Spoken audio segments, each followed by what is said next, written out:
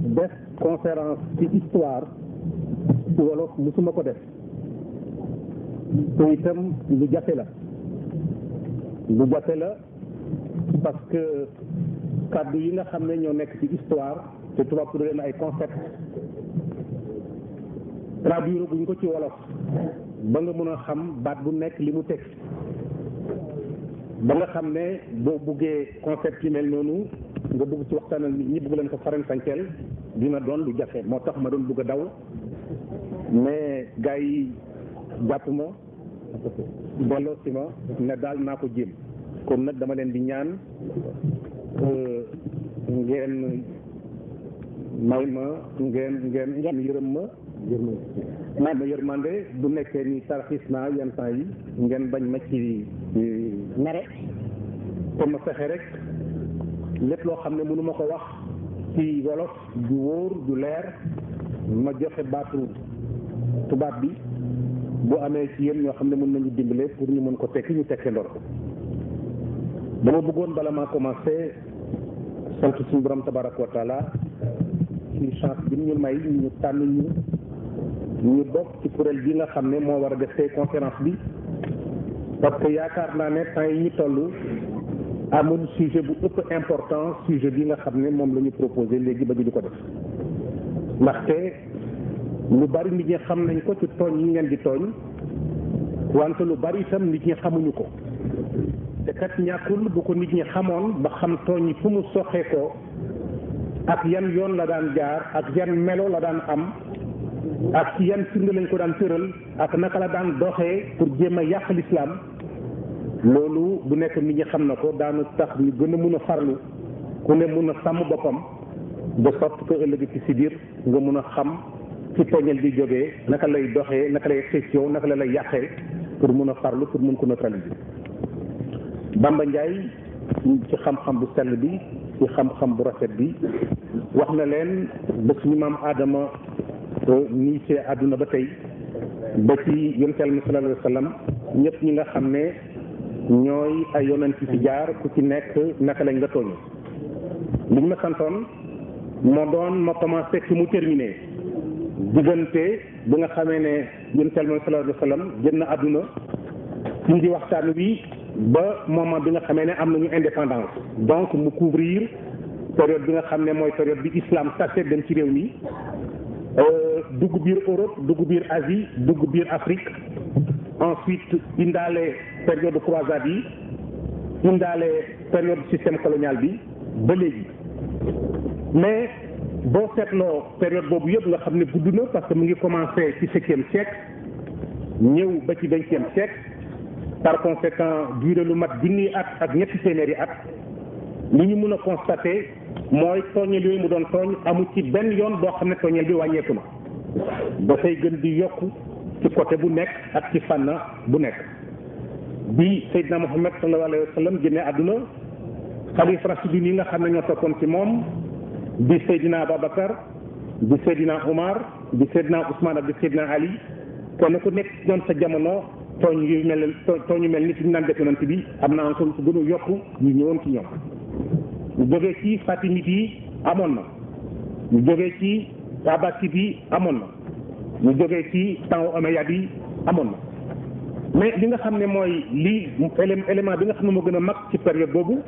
mooy bi islam génnee biir Arabie Saoudite dal di commencé tas jëm ci penku bi jëm ci sow bi jëm ci bëj gànnaar bi en ce moment là lu touché réew yu bare ba en fin de compte mu occupé bassin méditerranée yëpp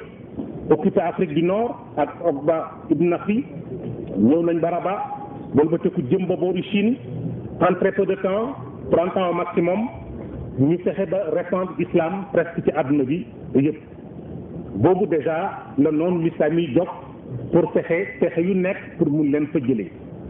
damay axé suma intervention surtout ci partie bi nga xam ne mooy partie bi nga xam ne moo concerné Europe pour wane ne première idée bi mooy tooñeel yi agression yi elles ont toujours eu la même nature c'est-à-dire seen melo toujours benn la am na tooñeel yoo xam ne c'est des tooñeel moom la ñu mën a wax ay agression religieuse c'est-à-dire yoo xam ne diine yeneen diine ñooy attaqué diine islam. am na tooñeel yoo xam ne c'est des agressions idéologiques maanaam capitalisme wala communisme wala socialisme ñooy attaqué islam. am na tooñeel yoo xam ne ay tooñeel yu politique la ay parti politique ñoo jóg taxaw ne dañuy xeex l'islam de façon publique duñ ci nëbb amul ngi luñ koy làq wala lu ñuy ragal. am na tooñeel yoo xam ne tooñu culturel la dañuy gis culture islam mu ne lii tere naa ko lii bëgg naa ko ñoom ñu ne lii bëgguñu ko lii terewuñ ko lii islam contre wala mu bañ ko moom la ñuy def pour naqaral ko. am na tooñeel yoo xam ne tooñeelu axiologique la c'est-à-dire dafa toucher ay valeurs bu l'islam ne lii moo baax ñu ne ñoom lii moo bon bu ne lii laa bëgg ñu ne man lii laa bañ bu ne lii ngeen war a mel ñoom ñu ne waru leen mel nii bu ne lii ngeen war a éviter ñu ne lii ngeen war a jëme au contraire bëgg ko. am na yoo xam ne ay tooñeel philosophique la maanaam ci wàllu xam-xam ñu jël ci fànn bu mel ni philosophie jël ci ay nit daal di leen préparer ñu jël seen xam-xam di ko utiliser pour jéem a naxasal l'islam. am na tooñeel yoo xam ne ay tooñeel moral la dafay toucher nit ci fi nga xam ne mooy xolam ak li nga xam ne moom la gëm fonk ko. am na yoo xam ne économique la bu l'islam ne na ngeen bàyyi riba ñoom ñu ne nañ ko doxalee noonu l'islam ne bu kenn not sa morom ñoom ñu ne dañuy not nit ñi ni leen neexee. am na yoo xam ne tooñeel social la yoo xam ne dafay toucher ay sociétés yu mag a mag a mag ak tissu bi nga xam ne moom la ñu constitué. am na yoo xam ne ay tooñeel intellectuel la dañuy jël ay savants jël ay académie rassembler leen ne leen na ngeen bind contre l'islam pour yàq ko. léegi jullit Sénégal xamuñu ne at mu nekk ñetti junniy téeméer ci ñetti junniy livres ñooy génn ci islam at mu nekk 3000 livres la ñu publié ci islam léegi tay ñu toll at mi passé 3000 livres la ñu bind ci islam xam nga ne loolu déjà pour contre ko lu jafe la parce que livres yooyu bala nga leen mën a xamandoor ñoom ñëpp bu ñu ne nga xam lan moo ci nekk li ci nekk yëpp nga xam naka ndax baax na ci islam wala contre na ko li ci bon naka nga koy xeexee bala ngaa commencé dégg nga beneen at ñëw ñu bindaa yeneen juróom-ñetti junniy téeméer yu bees doon na loo xam ne lu rëy la te téere yi ci ëpp yëpp amuñu beneen jubluwaay lu dul pour jéem a yàq l'islam. am na yoo xam ne ay agression polymédiatique la nga xam ne dañuy jël journal jël revue jël télévision jël rajo jël lépp loo xam ne rek mën a tas xibaar utiliser ko pour mu jéem a yàq islam. Première idée bi donc les agressions sur de diverses natures. Deuxième idée bi les agressions sur de diverses dimensions c'est-à-dire seen xayma yemul am na yoo xam ne ay nit ñooy tooñ l'islam am na yoo xam ne ay collectivité la ñu maanaam ay mbooloo ñooy daje tooñ l'islam am na yoo xam ne benn waay mooy wét dégg nga moom kenn rek dégg nga daal di fexe def loo xam ne dina mën a yàqal l'islam ëllëg ci biir. arrivé na par exemple ci réew mu tudd Égypte boo xam ne benn waay moo profité de ce que ñu nga dañu amoon benn téere alxuraan bi mën bind mu daal di profité jël benn moo dugal ko ci biir pour yàq traduction bi ba nga xam ne téere bi bind nañ ko après diffuser ko nit ñi di ko utiliser mu yàq li nga xam ne mooy yàlla defoon te nit ñi toog nañ yàgg xamuñu ko ba en fin de compte lañ ko door a gis ñu suñu dal jàpp ko defoon dal di ko rey. am na yoo xam ne ay agressions yu coordonnées la nga xam ne ay groupe ñooy daje daal di ne kat yow sa xam-xam mooy histoire yow sa xam-xam mooy philosophie yow sa xam-xam mooy kii sant naa la lii ki ma sant lii ki ma sant lii yow na nga tooñee ko ci bii ki tooñee ko ci bii ki tooñee ko ci bii waaw. am na yoo xam ne ay tooñ la yoo xam ne dañ ko impulsé pour xaalis sax dégg nga di pousse nit ñi ñu koy def di leen fay pour ñu di ko def. am na yoo xam ne tooñ la yoo xam ne ay gouvernement seen bopp ñooy taxaw di tooñ c'est des agressions étatiques. am na yoo xam ne c'est privé ay groupement yoo xam ne bokkuñu ci gouvernement ñooy daje pour def ko pour mun a naxasal l'islam. Troisième idée bi certaines de ces agressions furent de caractère différent maanaam seen mandarga bu benn wan yi dafa ñàng wan yi doon tooñal yu tàng jir tooñal yoo xam ne dañuy jëm a fexe tàggale la ak sa sago dañuy jëm a fexe yàq sa diine dañuy jëm a fexe yàq sa xalaat dañuy jëm a fexe yàq sa xol dañuy jëm a fexe yàq sa bëgg-bëgg dañuy jëm a fexe ragal loola dañuy jëm a fexe tiital la dañuy jëm a fexe tax ba nga rus ci li nga nekk en ce moment là buñ mënul tax nga doon jullit bu baax ñu fexe ba nga rus ci li nga nekk nga doon un musulman honteux dégg nga bu ko defee da ngay doon seen allié maanaam koo xam ne foo nekk yaag ñoomay ànd parce que li ñu bëgg ngay bëgg li ñu contre ngay contre fu ñu soxlaa nga taxaw leen fa décision yu bari ci réew jullit yi ñi nga xam ne ñoo ko jël te mu doon ay décision yoo xam ne dafa contre l'islam ay jullit ñoo ko jël du ay noonu jullit parce que noonu jullit ñemuñ ko jël mais ay jullit ñoo am fitu jël ko jàkkaarloo ak seen réew parce que ñoom mooy lu ñu tuddee musulman honteux ñoo xam ne ñemewuñu waneewu dégg nga dañuy nëbbu bu ñu amee seen kurus gis tubaab dal di ñëw dal di gaaw nëbbu ko dégg nga bu ñuy dégg nga fexe dañuy dem pour julli ji dégg nga bu ñu gisee dégg nga jànq bu rafet romb leen dégg nga boo xam ne xëy na intéressé leen ñu ne kat naa bàyyi julli ga dem na bu jëfale parce que bu gisee damay julli xëy na moom du ma bëgg na def man moderne ma dégg nga rus nañu sol xastaan rus nañu toog ci malaan yi wasifa rus nañu dégg nga taxaw seen ci mbooloo julli parce que dañuy def leen jeexal seen situation wala seen carrière bu ko seen patron gisee mu naqar leen bu ko seen chef d'état gisee mu naqar leen ñuy nëbbu di njuuj njaat di làqu et cetera et cetera ñooñu mooy ñi nga xam ne ñooy jullit yi nga xam ne amuñu fayda waaw te loolu yëpp ci stratégie bi la fexe ba ñu xëbal ñi nga xam ne ñu ngi tooñ ñu ngi bokk ci l'islam de sorte que dootuñu am tutu fes ak mun a wonewu moo tax bu Bamba wax dara ñu ne ci intégriste la waaye moom dégg nga bu ko defee yow boo dootoo ànd ak moom nga nekkat man kat ma ànd ak Bamba dañ naan intégriste la boole ma ci dégg loolu yëpp ci seen méthode la. Quatrièmement, ce sont des agressions qui touchent tous les domaines de l'islam amul benn partie ci l'islam boo xam ne agression bi laalu ko elle touche le texte sacré téere bi ci boppam dañ koy tooñ elle touche le dogme 5 piliers yi nga xam ne ci l'islam sax dégg nga dañ koy tooñ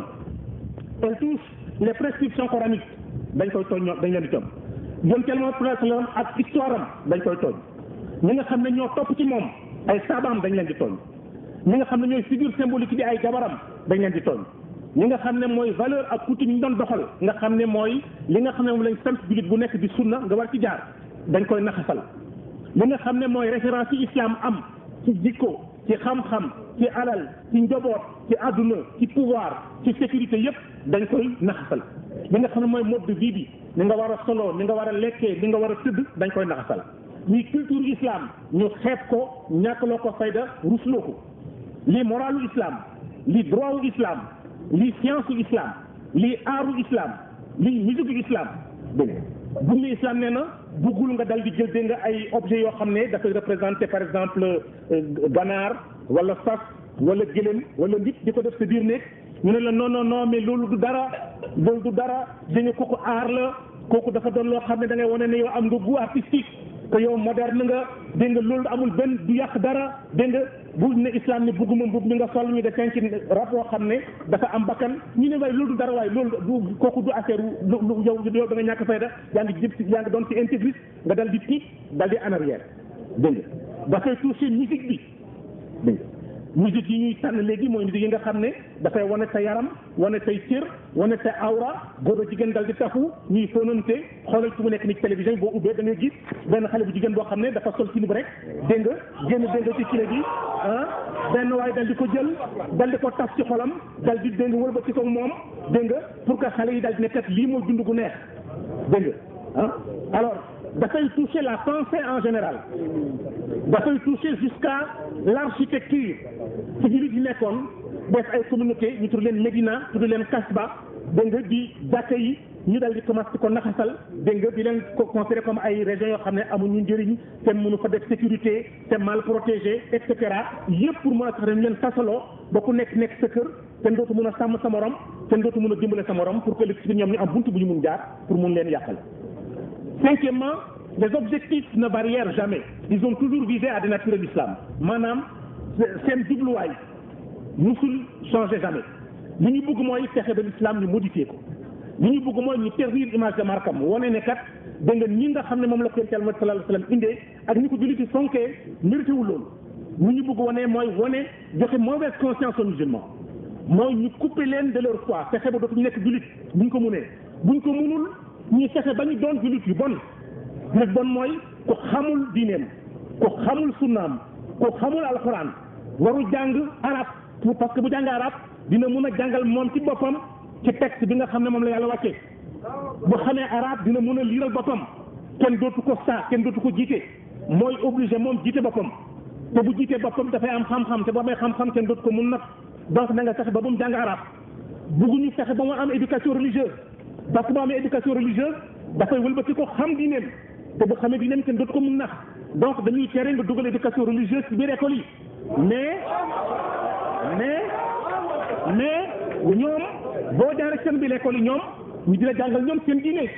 dañuy jàngale ñoom seen diine ci seen biir école yi wante duñ nangu yow nga jàngale ko sa diine yow ci sa biir école ñoom dégg nga bëgguñu fexe dégg nga enfermer leen ci ay loi ak ay texte ak ay régime politique yoo xam ne dañuy fexe ba lépp loo xam ne rek seen valeur la wala l'islam santaane ko ñu xeex ko dindi ko ba dootuñu mën a doon ay jullit parce que bu nekkee da nga doon jullit l'islam ne man kat sëy ak tas maa ko war a dogal ñu dal di indi loi boo xam ne moo ko war a dogal ci sa place en ce moment là dootu loo mun def dara parce que su jabar temps bu ko neexee mu dem ci nguur gi te bu demee ci nguur gi jox ko dëgg bu ko joxee dëgg am na doole jox xam ne mun na ko utiliser pour not la imposer la volontaire yooyu yëpp ci objectif yi nga xam ne moom la ñuy viser. Deuxièmement, les moyens utilisés aussi ont varié peu pexe yi ñuy utiliser pour naxasal l'islam li ciy changé bariwul. Ils ont toujours agi par le procès d'intention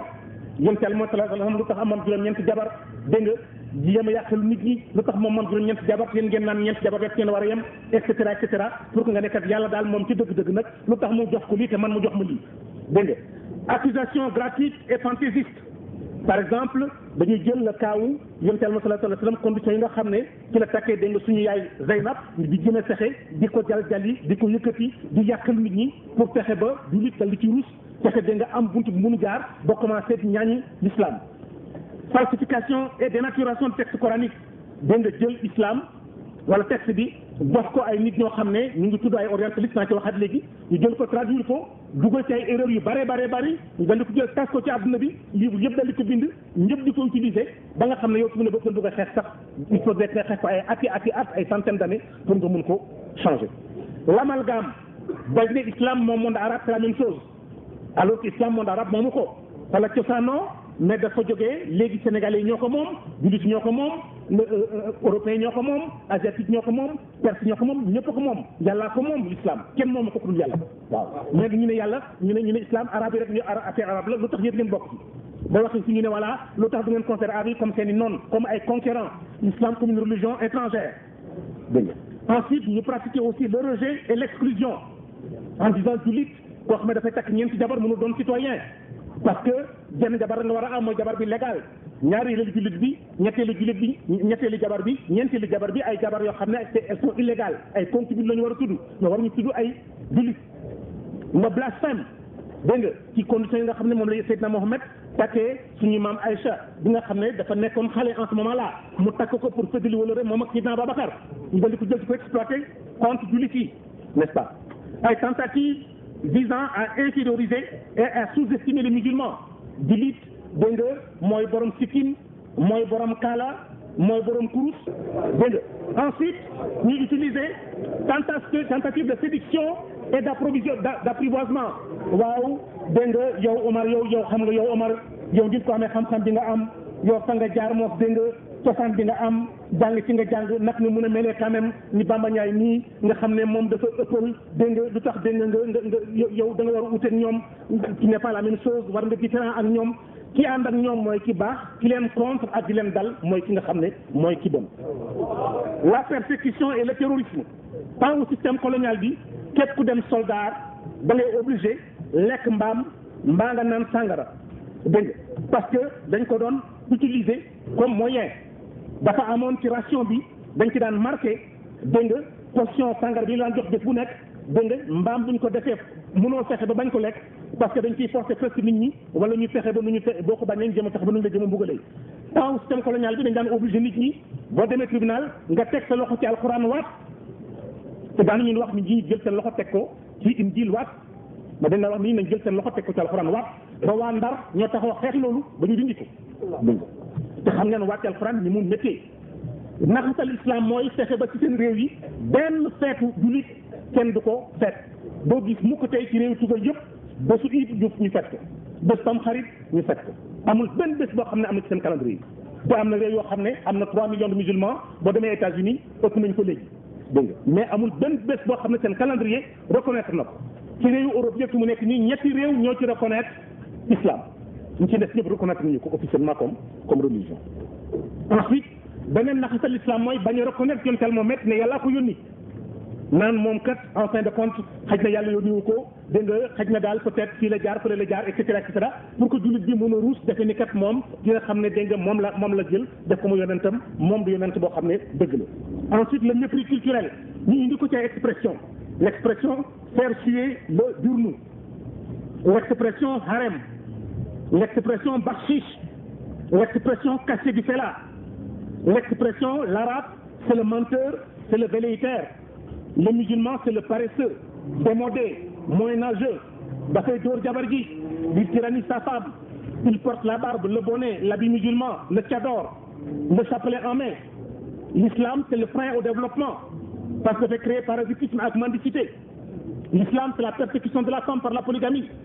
L'islam c'est l'esclavage en Mauritanie. L'islam c'est la main du voleur bu ñu dagg. L'islam c'est l'application de la charia avec la lapidation de ceux qui ont pratiqué li ñuy tuddee ñi njaaloo, n'est-ce pas? L'islam c'est les minorités tolérées telles que les chrétiens, etc. L'islam c'est l'adversaire de la laïcité. Voilà comment la ñu jël noonu ay images, ay thèmes, ay slogans daal di ko dugal ci seen culture ba nga xam ne boo jàngee seen culture da nga koy assimiler yow jël yi na considéré comme ay vérité yoo xam ne ay vérité la loo xam ne dara du ko mun dindi. waaw taw système colonial bi fi nga xam ne ñoom parce que yi may wax ci agression yi ñoom seen agression bu ñu koy organiser dañuy def en sorte que ñëpp dañ ciy bokk. C'est-à-dire que religion yi nga xam ne dañ contre l'islam dañ ciy mobiliser gouvernement bi mobiliser ci taw système colonial bi ambassadeurs yi nga xam ne ñoom la ñu yónnee à l'étranger moom lañ am mission académie yi mobiliser ci écrivains yi mobiliser yi poètes yi mobiliser ci cinéastes yi mobiliser ci opérateurs économiques yi mobiliser ci journalistes yi magistrat yi mobiliser ci historiens yi mobiliser ci ñoom ñëpp ku ci nekk te lay jàngalee li leen njëkk a sol mooy nga bañ l'islam nga xeeb l'islam nga dëddu l'islam nga ragal l'islam parce que kenn ci ñoom koo xam ne labbe la waaw ñoo bind ne li tax l'islam bala moo dugg Europe dina yàgg c'est parce que dañu fexe ba dañu jàpp waa Europe jàpp leen benn façon jàpp goo xam ne daf leen poussé ba ñu ragal l'islam loolu la ñu fexoon fexe ba nit ñi ragal l'islam ba ñëw ci l'islam day tax même bu ci duggee sax doo ko ñu may feeñal man xam naa tubaab yu bari yu tuub France mais ñemuñu ko wone dañu nekk seen kër dégg nga di jaamu yàlla di ko def na mu waree mais ñemuñu seen bureau ni seen mbokk sa xam ko parce que bokk seen mbokk seen bokk xamee dañ leen di toroxal. Ensuite ñuy fexe au même moment di encourager de soutenir religion yi nga xam ne ñoo contre l'islam li may wax réew Europe dem fekk ko amul benn pays européen boo xam ne échappé na ko ñoom ñëpp participé nañ ci waaw ñoom ñëpp dañu considérer l'islam comme un ennemi mortel que mu doon à l'est que mu doon à l'ouest ñoom ñëpp seen objectif mooy un objectif de domination et d'assimilation vis-à-vis de l'islam. Ensuite dañu doon ñoom ay réew yoo xam ne ci seen tradition dafa am une tradition d'intolérance religieuse à la fois raciale et culturelle comme une des composantes de nos civilisations. Grec yi seen bopp bi ñu doon dund dañ daan tuddee barbare képp koo xam ne déggoo seen làkk dégg nga romains yi noonu la ñu defoon ñoom ñoo persécuté chrétiens yi njëkk a feeñ ak juifs yi. Dans au Moyen Âge ñoo njëkk a lancé le concept d'infidèle ne képp koo xam ne doo chrétien yaa ngi tudd infidèle ñoo doon utiliser les autodafés di jël ay livres di ko lakk jël nit ñi naan ay jinne lañu ay dëmm lañu sorcellerie le bûcher jël jigéen ak doom ak jabar ak ñëpp taxawal leen daal di lakk leen ñoom ñëpp ñoo ko daan def dégg nga ñoo créé l'inquisition c'est le pape Innocent III moom du may xeex albigeois yi ñoo créé inquisition en 1231 le pape Grégoire III moo njëkk a créé le tribunal de l'inquisition avec comme objectif ñuy def ay tournées bu ñu ñëwee di poser nit ñi ay questions pour xam ndax jinne moo leen kës wala déet ku ñu yaakaar ne jinne moo la jëf ndal la jàpp dal da lakk dégg nga à partir de 1260 ñu dal di instaurer le principe de la torture au service de l'inquisition et à partir de 1492 inquisition dal di installer Espagne commencé nag da ñaari noonu laa am mooy juge bi ak juge bi l'inquisition dafa continuer noonu di régner Europe yëpp France ñu ngi ko supprimé en 1560 mais continuer na nekk Espagne jusqu'en 1820 waaw ñun ñëpp xam ngeen guerre de religion yi amoon France dans la nuit de la Saint-Barthélemy 25 000 personnes la ñu fekk seen lal rey leen parce que rek gëmuñu la ñu doon gëm 25 000 personnes ci génn guddi waaw génn guddi waaw xam ngeen guerre yi ñu defoon contre les Turcs dégg xam ngeen surtout li ñuy wax la phase d'expansion islamique ak réaction suscité ñu bari ci yéen dégg na ñuy wax la chanson de Roland à Roncevaux wane ko mooy jàmbaar joo xam ne dégg nga ñaayu gay ci leen ñaayu guerre la foo ko fekk dégg nga mu ngi défendre faible yooyu toute l'histoire de Roland ñu ngi ko fondé ci loo xam ne mosul am Victor Hugo bind na ay phrases yu rëy l'Afrique dans les monts l'entoure et tremble encore Roland, tu vas mourir, rends-toi, crier le mort. Il rugit comme un tigre et dit, si je me rends africain, ce sera lorsque les Pyrénées dans l'onde rouleront avec leur corps entraîné. Eh bien, tout ça, c'est faux. Moussoul Am, il n'a combattu aucun sarrasin, aucun musulman, c'est une simple révolte des paysans basques. Mais dañ ko monté noonu dégg nga au détriment du Maure, au détriment du sarrasin, au détriment de l'infidèle.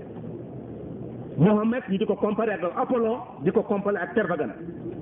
Dégg nga noonu la ñu bâtir tout un ensemble de valeurs. dañ ne Charles Martel en 732 moo arrêté arabe yi du dëgg. Charles Martel xeexul sax ak ay arabe dafa am rek benn détachement d'éclaireurs arabes la gis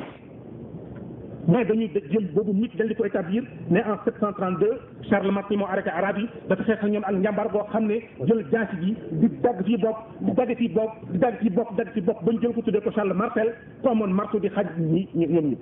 loolu yëpp di benn dëgg fad la mais foog ñu def ko pour wane ñoom ni ñu ëppee doole ak ñoom ni ñu gënee muus ak ñoom ni ñu gënee ci fànn bu nekk boobu hostilité musul changé ba nga xam ne dès le 11e siècle ñu commencé attaquer jullit yi xam ngeen ne 1031 la Khalifa Cordoue dal di disparaître dal di commencé nag attaquer jullit yi nga xam ne ñoo nekkoon ci bassin méditerranéen entre 1040 et 1060 ñu dal di commencé attaquer leen avec le soutien il faut le dire du pape Nicolas II. Bon bu nga xamee dégg nga def nañ ko ñu continuer di leen xeex ba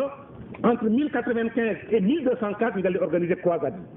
yi lan la woon dañu yeewu ne kat am na benn lettre bu ñu jot boo xam ne mu ngi jógee ci benn chef bu tudd Alexis Comnène ne moom moo ko bind quelqu'un bu tuddoon Robert de Flandre pour nekkoon na ñëw dimbale si leen parce que jullit yi ñu ngi not chrétiens yi fële ci Jérusalem lettre boobu tey borom xam-xam yi yëpp xam nañ ne musul am dañ ko inventé woon appel bi nga xam ne moom la pape Urbain II lancé woon à Clermont pour ne nañ dem defi kile bi sur cette base là xam nañ ne dañu defoon complot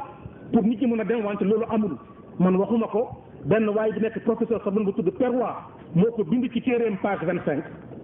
beneen waay bu waram xam-xam bu mag bu nekk Sorbonne bu tudd professeur Paul Cahen moo ko bindaat ba nga xam ne léegi àdduna bi yëpp d'accord nañ ci ne loolu kenn wax ko jàngale parce que du dëgg dañ ko daan fen di ko wax pour expliquer nit ñi pour mën a pousser nit ñi dem wante loolu mosul am te croisade yi duré na 109 ans téeméeri ak juróom-ñett ñu xiirtal nit ñi ci noonu l'islam ba nga xam ne ku mel ne Richard Cœur de Lion ba mu yegsee Saint-Jean d'Arc dégg nga Saladin mu feebar Saladin jël ko dimbali ko taxawu ko 453 ba nga xam ne Soliman le Magnifique Turquie ñëw nañu dal di jël Constantinople occupé ko dal di dugg ba nga xam ne nañ ci buntu Vienne en ce moment là ñi am xam-xam ñëpp d'accord nañ ci ne influence boobu arabe yi exercé woon ci Europe ak influence bi arabe yi exercé woon ci Espagne lu mat juróom-ñetti téeméeri at moo tax civilisation européenne dal di am niveau bi mu am parce que en ce moment là européens yi ay barbares la ñu woon arabe yi ñoo leen civilisé seen ouverture sur la langue arabe ak seen ouverture sur l'hébreu moo tax dégg nga ñu mun a accéder aux mathématiques algèbre géométrie accéder ci médecine ci chimie ci astronomie ci sciences naturelles ci philosophie ci musique ci architecture ci art de vivre parce que xamuñu woon sax salle de bain ak WC ak jardin ci arabe yi lañ ko xamee ñoom xamuñu ko woon biñ demee ci arabe yi lañ gis ñuy sangu dégg nga ci benn baignoire ñu di ko toppandoo mais xamuñu kon mais léegi nag nee nañu arabe yi ñoom ay jaam lañu arabe yi ñoom ay nit ñu sant lañu ñoom rek ñoo set dégg nga ci lañ jógee dañu yéemoon arabe yi ba nga xam ne l'idée des mille et une nuits dégg nga c'est palais luxueux plein n'est-ce pas de jouissance de toute nature la répandre en Europe montrant que image bi ñu gisoon ci Occident-Orient moo doon image boo xam ne moo gënoon fuuf image bi ñu xamoon ñoom ñuy dox di dox ba yàlla def système colonial dal di ñëw alors loolu nag mooy li nga xam ne fi lañ jëm foofu la ñu commencé dal di élaborer benn stratégie lu tax parce que bi ñu ñëwee dañ njëkk d'abord dal di occuper suuf waaw diggante 1840 ba 1891 essentiellement Sénégal deuxièmement ñu dal di jël pouvoir bi dal ne léegi ñoom ñoo am doole gi ñooy gouverneurs yi dégg nga keneen war ko nekk ordonnance du 7 septembre 1840 troisièmement ñu dal di jël doole nit ñi dal di créer indigénat décret du 30 novembre 1887 appliqué au Sénégal par le 12 octobre 1888 ku mu neex ngay chef maanaam commandant de cercle am nga droit gis Bamba Ndiaye ne ko kaay demal yow fële ca place ba la nga liggéeyal ma ñaari fan ñetti fan te doo ko fay Bamba xultoo nga dali ko jël dali ko jàpp tëj ko 15 jours amende 100 francs wala 125 francs wala 150 francs 200 francs yenn temps nga jàpp ko sax duma ko bu la neex te du am la possibilité bañ ci lenn rek moo leen dese woon pour ñu dominer complètement Sénégal moo doon ñu fexe ba nit ñi ñu yóbbu seen yuur bu ñu yóbbul seen yuur rek bu ñu yóbbul seen yuur duñ leen mën a dominer mukk mais bu ñu ko yóbboo rek jeex na dootoo mën del si mukk foog ñu dominer la foo mën a jaar boobu nekk kilifa dinay jóg parce que fekk na déjà buur yëpp daanu nañ leen di ñoom Lat Joor fii daanu Deqale Mamadou Lamine Dramé daanu Sonkaro Kamara daanu Fodé Kaba Doumbia daanu Ibrahima Ndiaye daanu Limamou Laye ñu sonal ko Ahmadou Bamba bugg ko persécuté El Hadji Malick Sy menacé ko ñoom ñëpp ku nekk dégg nga ñu fexe not nit ñi ba fexe ba ku nekk dégg nga ñu wane seen doole ne ñoom ñoo ëpp la doole fekk na itam ñoo ëppale woon effectivement doole parce que depuis le 18e siècle yàlla dafa def ñu defoon ay recherche yoo xam ne amoon nañ ci ay secret yu bees yoo xam ne daf leen joxoon ay jumtukaay yu ëpp la doole en 1793 la ñu inventé woon TSS nga xam ne da ngay toog fii mën a correspondre ak koo xam ne mu ngi nekk ay distance yu sori ñu teg ci ay temps 1844 ñu dal di inventé le système Morse nga xam ne mooy permettre boo defee tit mooy P wala tit mooy N et cetera nga xam ne donc foo nekk di nga mën a correspondre ak koo xam ne mu ngi ci distance bu rëy waaw 1855 ñu commencé au Sénégal dal di installer la première ligne télégraphique diggante Dakar diggante Ndar ak Réew ensuite 19e siècle ñu dal di inventé canon ak obus nga xam ne moo remplacé yi amoon bu njëkk ay boulet la woon moo amoon ak ay bombe sphérique ñu remplacé leen dal di def ay canon ak ay obus muy obusier nga xam ne boo defaree sa kata dal di jël mur bi dal di ci dugal ay bant ba kenn di fa mun dugg bu obus bi ñëwee rek dal di ci dal rek mur bi dafay toj immédiatement par conséquent soo leen booy xeex ñoom itam ba làqu sax ci biir kër mbaa nga làqu ci biir kata du tax nga dal di am yoon pour mun a rëcc ensuite ñu dal di def ci 19e siècle ay travaux yu mag yu leen mun permettre ñu dal di élaborer ce qu'ils appellent la carte d'état-major nga xam ne carte boo xam ne boo ko xasee am da ngay xam ne fii place la bu jóg fii place la bu boo xam ne dafa rës fii place la boo xam ne dafa plat c'est-à-dire li nga xam ne moom la soldat war a xam ci guerre pour mën a organiser stratégie ak tactique am 1820 ñu dal di inventé quinine par ñaar nit ñoo xam ne kenn kan tudd Pelletier kenn ko tudd Caventou te quinine moo leen daan permettre boo ko naanee léegi si biir dootu la mun dal or si biir moo doon daan tere ñu daan dugg ci biir Afrique mais léegi comme am nañ garab goo xam ne mënu leen fan bu ñu ko naan daañu dugg ci biir Afrique ñu commencé donc mënu dugg ci biir Afrique 1825 ñu dal di inventé chemin de fer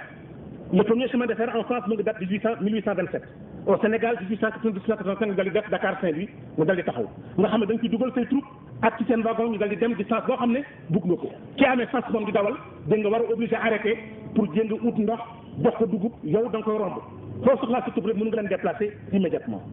ensuite ñu dal di def la marine à vapeur nga xam ne léegi Sénégal da jógee Ndar mun a yéeg ba Bakel ba Médine bu ndox mi bari ci géej nga xam ne di doon xeex ak El Hadji Omar noonu la def mun a yóbbu ay soldats mun a yóbbu ay canons mun a yóbbu ay ravitaillement mun a yóbbu ay njumtikaay ensuite ñu dal di fexe ba organiser wu ba en 1867 ñu dal di inventé téléphone nga xam ne boo nekkee yow ji tey Ndakaar man ma nekk fii mun nañu waxante directement ensuite en 1886 ñu dal di inventé mitrailleuse 1200 coups lay tiré à la minute loolu moo tax ñoom Lat Joor ñoom ñëpp kenn taxawul loolu moo tax ñoom Alboury kenn taxawul ba nga xam ne bi ko kilifa bi may gisee la ñu xam ne bu ñu buggee fexe ba empêcher leen ëllëg ci civil ñu gañe nit ñi bu ñu utiliser doole rek doole leen boobu la ñuy changé tactique ne bu ñu utiliser doole nañ utiliser xel pour seet nu ñu mën fexe ba nax leen boobu la ñu décidé ne léegi kat dañuy commencé dëkk bu nekk di place diine ñu def fa daara yu mag daara yi ñu jël ay nit jàngal leen bala ñoo pare ñu jox leen ku nekk turu muxadam bu ko defee ñu jëlee la fa yàq njaboot ne la yow na nga dem Tambacounda kii na nga dem Kaolack kii na nga dem Thiès kii na nga dem Nioro kii nga dem Ndakaaru foo dem boo yeggee na nga xam le ne yaa fi représenté bii nit ñi na nga dajale nit ñi ñu bëgg a tuub nga tuubal leen ñu bëgg a jàng nga jàngal leen ubbi sa daara yooyu itam pour former yeneen nit yoo xam ne da nga leen di tas dégg nga boo paree ngeen tabax seen jàkka nekk ndox ku bëgg a sëy na ngeen ko toppatoo ku dee ngeen toppatoo ko comme doon ngeen toppatoo ko bu nit ñi bu nguur gi jëlee nit ñi bëgg leen jàpp pour tëj leen di leen soumettre ak ci ay idéem pour jëm leen endoctriner ngeen tas ko na ngeen koy tasee na ngeen di fexe su ngeen bu ne ngeen def seen gàmmu ci gàmmu ngeen tagg yonent Yàlla sallallahu alayhi wa sallam di expliquer histoire Mohammed di expliquer histoire diine l'islam na ngeen fexe at mu nekk ngeen ñëw Tiwaawan da nga bésu mawlud ngeen daje fi yéen ñëpp pour mën a sentir yéen ñëpp ne am ngeen doole ne wéetu leen na ngeen fexe at mu ne ngeen dem Touba pour def seen màggal pour yéen ñëpp ngeen wane ne ànd ngeen nekk benn pour doon soldaaru l'islam na ngeen fexe bés bu ne ngeen dem ci jàkka yi àjjuma pour julee ndoor pour wane seen doole ak seen farlu na ngeen fexe ba bu ngeen wàccee ngeen dem di wasifa ji ak ngeen dem dégg nga di doxal lépp li nga xam ne moom l'islam bëgg noonu la ñu doon jël nit ñi di leen téye di leen téye di leen téye di leen téye di leen téye di leen téye di leen aar ba en fin de compte ñu fexe ba arraché leen ci loxo tubaab bi daal di tas nag ñu fii El Hadj Malick daal di ne man séddoo naa taax yi Ahmadou Bamba man séddoo naa àll bi ku nekk dégg nga daal jël sa wàll kii occupé fële que lay occupé fii ci la El Hadj Malick ñëw teewoon en 1902 installé fa Bamba dem bu ko installé Touba ñu indil ko ay complications et cetera ñu daal di organiser noonu pour kii la fekk na tubaab bi loolu rek la doon séntu parce que boo seetee Sénégal ci ko yàlla buggee mooy at mi nga xam ne ci la Faidherbe bi fi ñëw fi mooy 1855 pour jéem a fexe 54 pour jéem a fexe dominer Sénégal ci la yàlla def ci at yooyu la Ahmadou Bamba ak El Hadj Malick fi juddu ñoom ñaar ñu ngi juddu diggante 1850 ak 1855 ba nga xam ne yàlla dafa mel ni bu mu indee ko war a not Sénégal la indi immédiatement ay nit ñoo xam ne ñoo war a xeex ëllëg ci biir buñ ci def ci jël ko di noonu la ko yàlla programmé ba mu doxee noonu en effet naka la Faidherbe bu ñëw 1857 mu daal di jël benn arrêté ne léegi amatul ci Fuuta benn kilifa diine boo xam ne wax nañ la fay coutume maanaam li ñu daan fay pour jaar ci géej gi bu dul ñaar fukki nit la ñu war a doon ak ñett bu njëkk ñeent fukk la ñu woon mu wàññi ko ñaar fukk ñett parce que xam ne ne xaalis boobu bu ñu ko amee mën na jënd ay armes ak yooyu te bëgguloon ñu am arme pour mën a xeex. deuxièmement léegi kenn ci yéen amatul droit ubbi benn école daara boo xam ne ëpp na 250 personnes ñaar téeméer nit ak juróom fukk waaw. troisièmement bu daara gi doon na 250 personnes ñi ci gën a mag am fukki at ak ñaar ku nekk ci ñoom war nañ ko jàngal français ci biir daara bi ci biir daara bu ñu ko jàngalee français naa leen neexal jox leen 300 francs ci temps boobu 1850 300 francs alal la woon boo ko wàññee léegi war na mat au moins peut-être 300 francs war na mat 300 millions léegi dégg nga ensuite bu nekkee loolu def ngeen ko ba pare mu dal yow waa suba dal ne léegi amul benn école boo xam ne am nga droit ubbi te jëluloo engagement ne ki koy ubbi am na xam-xam bu wóor def ñu ko woon pour vérifier loo xam ne dina mun jëriñ islam dañ ko defoon pour ne ñëpp ubbi école yi ñoom ñoo leen war a passé loo examen waaw bu ngeen passé le examen ñu ci ëpp xam-xam ñu éliminer leen pour jël ñoo xam ne seen xam-xam doyul pour ñu jàngale di jàngale yàq ak erreur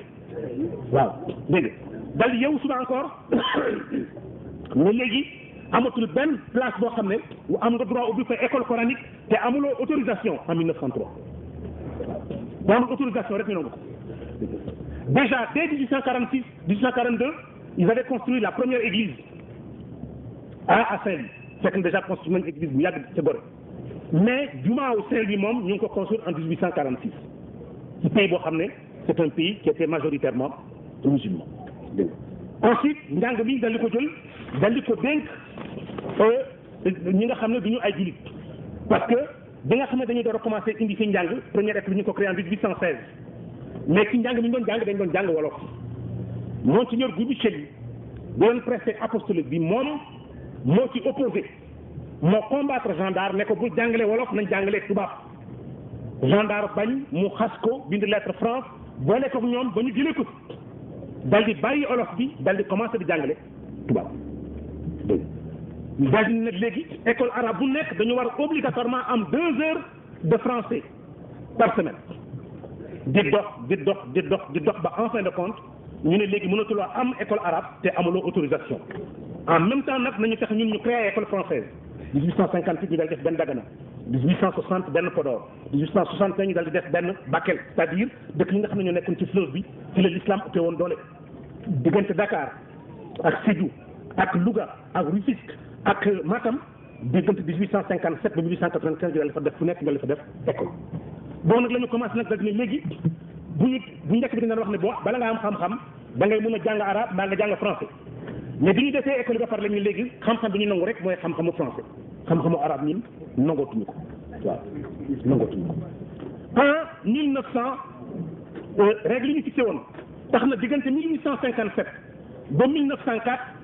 142 autorisations pour créer école la ñu may Sénégal c'est-à-dire que boo ko divisé par le nombre d'années 3 écoles par an coranique kenn amul droit passé Sénégal yëpp ñu amuñu droit ubbi lu ëpp ñetti école coranique pendant toute la période qui va de 1857 à 1904. Ensuite ñu daal di commencé dégg nga organiser nag seen bopp pour que ñi nga xam ne sax dañuy jàng islam wala arabe ñu téema sax nu ñu leen noté boobu la ñu créé la Médersa de Saint-Louis en 1847 dal di ko fermé ubbiwaat ko encore en 1855 jël ci ay nit dugal leen ci pour ñu jàng français jàng arabe mais ñu utiliser leen pour jëriñoo leen texte bi fondé Médersa daf ne dañu leen di jàngal arabe pour jëriñoo leen pour utiliser leen parce que l'islam a ngi développé ci réew mi te foog ñu am ci arabisants yi ñoo xam ne suñu nit lañu suñuy xalaat la ñu amee suñu bëgg-bëgg la ñu amee suñuy ordre la ñuy doxal pour que ëllëg ñu utiliser leen pour ñoom. Bohel Magdad ñii nekkoon daal ci la bokkoon moom lañ daan yónni muy dem ci sëriñ yi leen seeti di waxtaan ak ñoom bu ñëwee def rapport ak ñeneen chef de canton yu bari ci lañ bokkoon daan ko def ñu daldi wëlbatiku ne léegi pour dem Makka itam biñ may permission kenn sans que jaar ci gouvernement bi c'est-à-dire amuloo droit yow yeewu suba ne maa ngi dem Makka foog nga am autorisation pour dem Makka ci autorisation bi biñ fekkee ne malgré ça nit ñaa ngi ñaan autorisation ñu daal di ne léegi ci autorisation dañ ci yokk caution bala ngaa dem da nga joxe xaalis denc ci da nga joxe caution lu mat 250 francs wala 300 francs ci xaalis ci temps boobu bàyyi ko si pour mu garantie la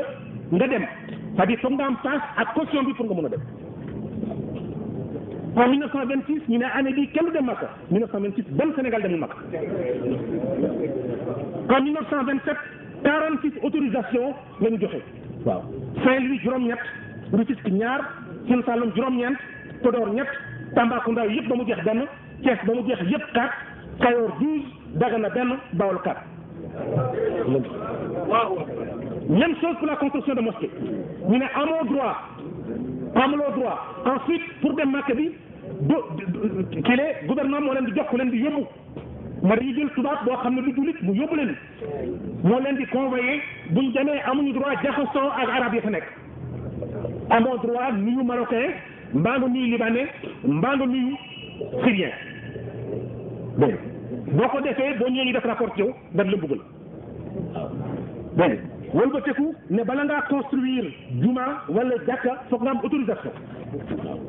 amuloo droit def ket amuloo droit laaj ci ñi xaalis amuloo droit yëngal mbaa nga xumbal dégg nga pour am xaalis ba nga xam ne noonu la ñu def pour empêcher rek ñu l'islam mën a développer en 1928 yëpp année 1928 ñeenti juma la ñu autorisé Sénégal yëpp muy juma Kër Bassine cercle de Louga juma wu Koungheul cercle Bawol juma wu Touba cercle Bawol juma wu Kaolack cercle Sine Saloum bi Ahmadou Bamba ne dafay tabax mosquée Touba ñu bañ ne duñ ko tabax ba bi ñu demee ba seet ne bu continuer dina jur njaaxum dañu doon obligé en arrière pour jëm a nangu bi El Hadji Malick Sy gaañoo sëñ Babacar Gis ne leen doon bëgg ñu suul ko Tiwaawan ñu ne nangu ñu ne suul ko d'accord mais nangu ñu defal ko xabru bu mag boo xam ne ay nit dañ ci mën a ñëw di ko siyaare waaw ñaari at toog nañ ko di négocier ak ñoom pour ñu door a nangu ñu door a nangu ñu defal xabru bu mag El Hadji Malick Sy ci biir Tiwaawan ensuite daal di organiser seen réseau ba lépp loo xam ne ku jullit ñu daal di la tuddee ne da nga bokk ci mouvement pan islamique dafa amoon bureau boo xam ne moo ko daan topp dafa am bureau spécial bu daan toppatoo affaire yi l'islam di toppatoo affaire yi communiste yi di toppatoo affaire yi propagande révolutionnaire boobu nag la ñu fexe itam pour jéem a yàq l'islam ñu ne nañ créer léegi l'école des langues orientales école boo xam ne dañ fa jàng arabe di fa jàng diine ñu fa jënd ñu tudd leen orientaliste ay nit ñoo xam ne dañuy jàng arabe jàng diine jàng charia jàng sunna ñëpp téere bu dul téere ji niñ jàng ko ba nga xam ne yow mi jullit ñoo la gën a xam fuuf c'est l'islam ñu def leen jël nag utiliser leen ñuy bind nag ci alquran ak ci hadis ak ci l'islam di ko tas pour réeral jullit yi ci ñoom la ñuy tànn ay nit ñoo xam ne ñooy nekk ci réew mu nekk dal di téye li ñu amee bureau politique moo doon bureau bi nga xam ne amuloo droit commander livre bu jógee ci bitim réew doon livre arabe bi dafay jaar ci bureau politique bi ubbi colis bi xool ndax livre bi war nañ ko fi dugal wala waruñu ko fi dugal buñ ko fi dugal ñu dal di ko jël moo tax boo demee tey ISAN nga fekk fa téere yu bare bari moo téere yi nga xam ne moom la sëriñ yi doon commandé ñu jël ko nangu ko denc ko foofu ISAN boo seetee lii ngay yéem ñoom Alaaji Malick Sy Ahmadou Bamba parce que ku fexe ci conditions yu mel nii nga rassemblé nga am xam-xam bi ñu amoon ñoom def li ñu def ci conditions yu mel nii nga war leen yéem ci nga yéene itam jullit Sénégal parce que 1884 la ñu tabax mosquée bi nekk rue Blanchot 1919 la Alaaji Malick Sy ñëw tabax zawiya bi nekk avenue Lamine Gueye booy wasifa gouverneur général fa mu toog di ko dégg ñuy ñafe ba en fin de compte en 1884 ñu am autorisation ñu mun a dugal Sénégal alxuraan bu ñu muul parce que bu njëkk bi alxuraan bu ñu muul daanu ci dugg 1884 lañ ci njëkk a dugal les premières versions du Coran yu ñu muul dégg nga c'est une édition allemande mais amu fi woon ensuite fexe dal di jël nag jox ñu nag ay modèle seen modèle mooy Moustapha Kemal seen modèle mooy Bourguiba Moustapha Kemal benn franc-maçon la boo xam ne dañu naanoon yuuram dof loo ko bugg loo ko tugal benn façon buggal boo xam ne benn bés mu ngi amee corom di fecc ak moom benn baal benn imam dal di benn village dal di nodd naka la nodd rek mu dal di wëlbatiku sànni loxo yi ci kii ñu ne lii mooy lan man ma nekk fi dégg nga di bànneexu ak suma coro bi kii dégg nga di oo fi yàlla dégg nga dana ngeen toj jumaa ji kooku lañ ñu ne mooy suñu modèle moom lañ bind ci téere histoire yi dégg nga ñu ne kii mooy modèle bi ak Bourguiba bi nga xam ne bi mu duggee moom itam ci lycée ba mu nekkoon France lañ ko def franc-maçon temps koor muy taxaw ci biir télévision am ñu di ko wane muy lekk pour wane ne koor war ñu ko def di tere ñu utilisé na leen bu leen def tabaski benn tabaski doy na pour yéen ñëpp waaw bi nga xamee ne fii ci Sénégal dugal nañ ci article 130 le code civil dañu ne nag léegi ñi nga xam ne ñoom ay jullit lañu war duñ ci bokk ñoom ci benn côté kenn mënu doon jullit doon citoyen di waa Ndar ak waa Gorée ak waa Dakar ak waa Kile di xeex ba ñu am la loi du 29 septembre 1916 ñu ne loi bi kat jox na leen citoyen wante joxu leen possibilité ñu doon citoyen véritablement ñi doon jullit bokkuñu ci catholique yi rek la woon si bien que ñu fexe nañ leen ci jëlee alors bi ñu ko defee yàlla def ñuy continuer di xeex boo demee tey ci benn journal bu ñu tuddee La Woyof du 23 août 1919 wala La Woyof numéro 1456 du mardi 4 novembre 1919 liñ ci fekk ba tey lettre yooyu nit ñi doon bind naan jullitu Sénégal mënu leen bokk yéen jamais ci citoyen parce que citoyen ku jullit doon jullit topp dina l'islam mënuloo ci bokk foog nga doon chrétien am na jullit yu bari yoo xam ne lu ñu tuubee doon ay chrétien noonu la ñu murtade waaw noonu la ñu tuubee noonu la ñu murtade waaw noonu la ñu murtade plutôt waaw loolu voilà Sénégal foofu la Sénégal di doxee di dox ay jullitam farlu am fayda takku taxaw di xeex di ñafe li ñu nekk ñu festi ragaluñu ba ñu yeewu suba jël Ahmadou Bamba ndax la jënd leen ne dañ koy sànki dañ ko yóbbu Gabon bañ ko fa yóbbee mu toog fa juróom-ñaari at delsi lam fa indaale ak ko Alaaji Malick Sy mu ñëw ñu toog ñoom ñëpp ñu jël ko bàyyi ko fa toute une journée pour jël ko humilier moo toog jàpp faydam ci kurusam di ñaan yàlla ba ñu obligé bi ngoon gi laat yoo ñu bàyyi parce que nitu yàlla bu téye kurusam di ñaan amul lu mu mënul am ci àdduna foofu la ñu seet noonu la ñu nekk ak ñoom Omar El Hadj Omar xeex ak ñoom Maba Jaxu Ba xeex ak ñoom jullit yi suñu nekk ñoom itam di ñafe ak di xeex ak ñoom ba en fin de compte droit yi ñu bañoon yëpp ñu obligé yi ñu di ko nangu yi ñu di ci jëm a naxante et cetera boobu itam la ñu préparé duutal Sénégal ay nit yoo xam ne ñoo leen di jiite ay nit yoo xam ne dañuy méngoo ak ñoom